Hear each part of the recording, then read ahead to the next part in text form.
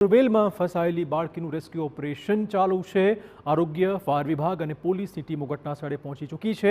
40થી 50 ફૂટ ઊંડા બોરવેલમાં પડેલી બાળકીને બચાવવાના તમામ પ્રયત્નો થઈ રહ્યા છે। બપોરે અંદાજે 12.5 કલાકની આસપાસ આ બાળકી બોરવેલમાં પડી ગઈ છે। 1.5 વર્ષીય આરોહી પરપ્રાંતીય ખેત મજૂરની બાળકી છે। 108ની ટીમે બોરવેલમાં ઓક્સિજન સપ્લાય પણ શરૂ કર્યો છે। ફાયર વિભાગે બોરવેલમાં તપાસ માટે ઉતાર્યા છે અલગથી કેમેરા। રોબોટની મદદથી બાળકીને હાલમાં બહાર કાઢવાના પ્રયત્નો ચાલુ છે। ગાંધીનગરથી પણ એનડીઆરએફની ટીમને મદદ માટે બોલાવવામાં આવી હતી। ઘટના બાદ ધારાસભ્ય અને સાંસદ પણ પહોંચ્યા હતા સ્થળ પર।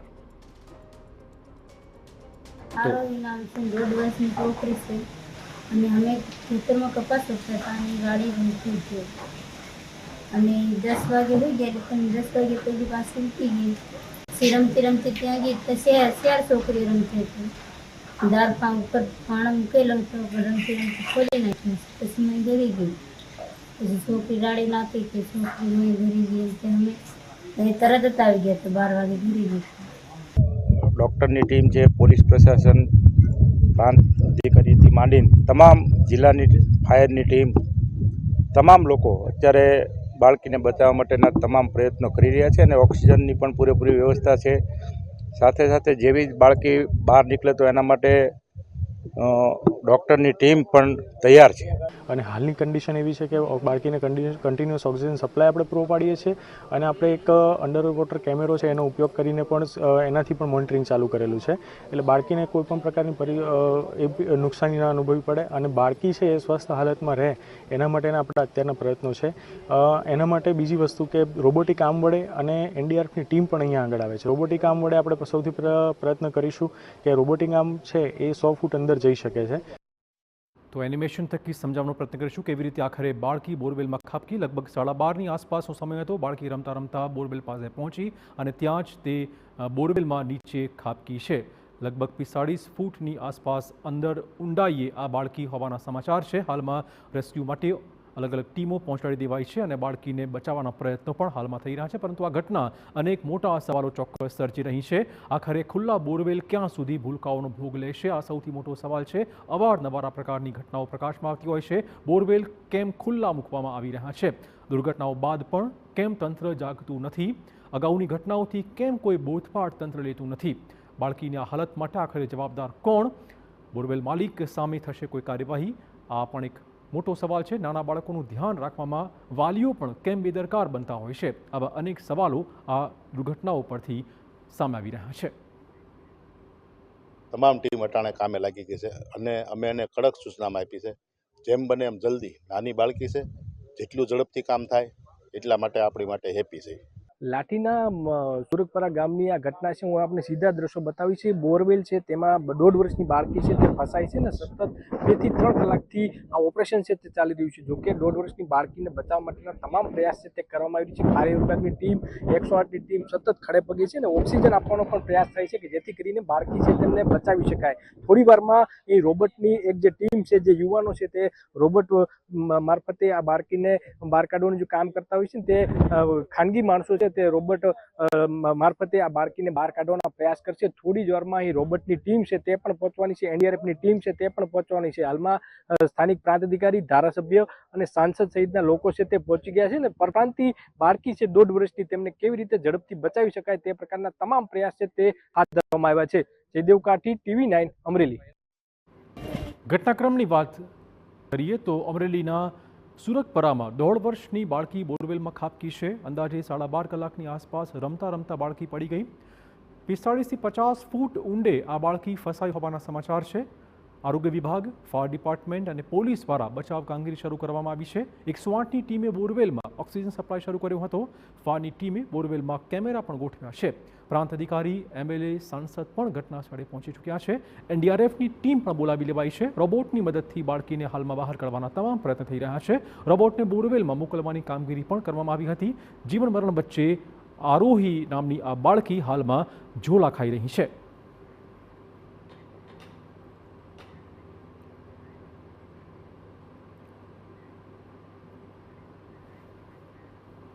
તો અનેક કલાકોથી આ બાળકીને બચાવવાના તમામ પ્રયત્નો ઘટના સ્થળે થઈ રહ્યા છે। ત્યારે આ મુદ્દે વધુ વાત કરવા જોડાશે અમારા સંવાદદાતા અજીત ગઢવી।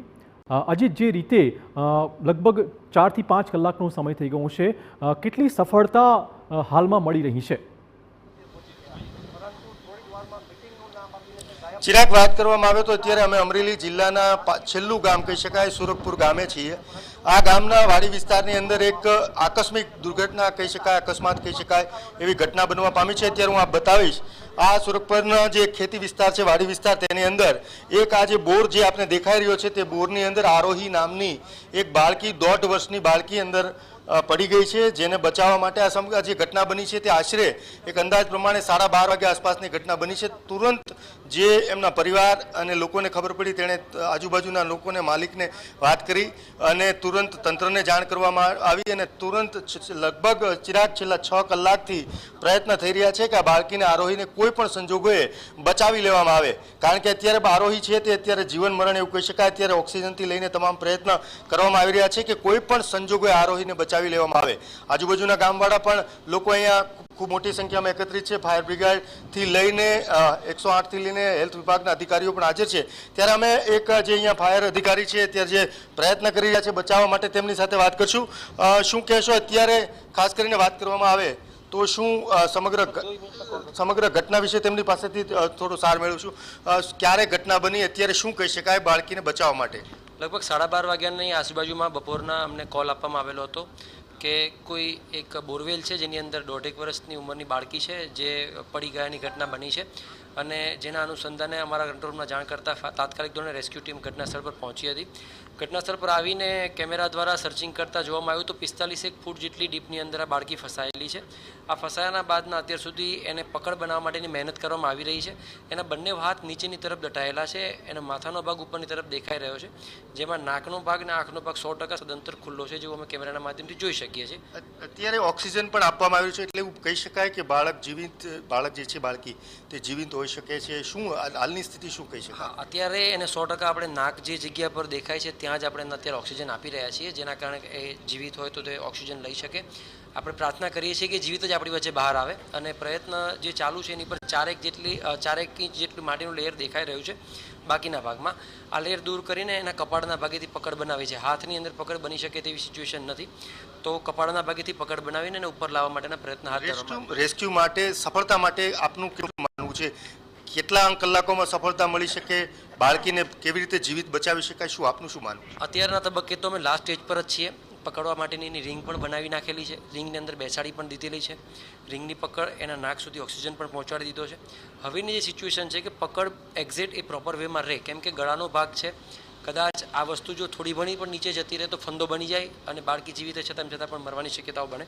તો આવા સંજોગોમાં એક ક્રિટિકલ કન્ડિશન છે જેને ધ્યાનમાં રાખીને એવા પ્રયત્ન કરવામાં આવી રહ્યા છે કે એના કપાળ પર એક્ઝેક્ટ પકડ બેસી જાય અને એ પકડથી અમે એના ઉપર ખેંચીએ. અનુભવના આધારે શું માનવું છે, આરોહી છે તે જીવિત હોઈ શકે છે અંદર 45 ફૂટ ઊંડે છે ત્યારે? હાલની સિચ્યુએશન જે દેખાઈ રહી છે પ્રમાણેનું નાક બહાર છે અને એક્ઝેક્ટ ત્યાં જ આપણે ઓક્સિજન પહોંચાડી શક્યા છીએ, તો 99% તો જીવિત હોવી જોઈએ.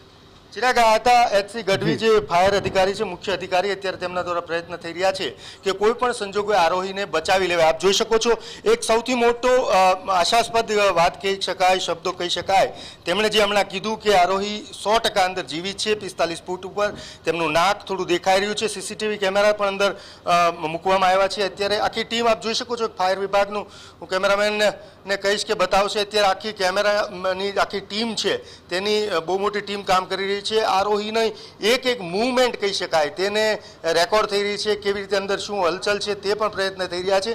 ત્યારે આપ જોઈ શકો છો, અહીંયા જે જિલ્લા વહીવટી તંત્ર છે તેના તમામ ઉચ્ચ અધિકારીઓથી એસડીએમથી લઈને તમામ લોકો હાજર છે. હેલ્થ વિભાગના અધિકારીઓ જો નસીબ જો તુરંત બહાર નીકળે તો તેને તાત્કાલિક કઈ રીતે સારવાર આપી શકાય, કઈ રીતે અમરેલી લઈ જઈ શકાય, તેના માટેની પણ વ્યવસ્થા થઈ ચૂકી છે. અહીંયા થોડી વાર પહેલા અમરેલી જિલ્લાના કલેક્ટર પણ ઉપસ્થિત હતા, તેમના દ્વારા પણ સતત મોનિટરિંગ થઈ રહ્યું છે. ત્યારે સૌથી મોટી આના વિશે વાત કરું તો આ જે વાડી વિસ્તાર છે તેની અંદર દાહોદના આ પરિવાર હતો અને પરિવાર અહીંયા મજૂરી કામ કરતો હતો અને એની આ બાળકી છે.